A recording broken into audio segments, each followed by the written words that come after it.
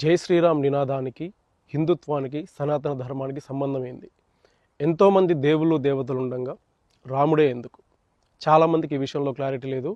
కొంతమంది ఇది political parties propaganda are కొన్ని ఆర్గనైజేషన్స్ వాళ్ళ స్వలాభం కోసం ప్రమోట్ చేస్తున్నారు అని అనుకుంటారు. కాదు, లిజన్ కేర్ఫుల్లీ. సనాతన ధర్మం అంటే ఏంది? సనాతనం అంటే ప్రాచీనమైనది, ఎప్పటి నుంచో ఉన్నది. There is no starting point. ధర్మం అంటే ఏంది?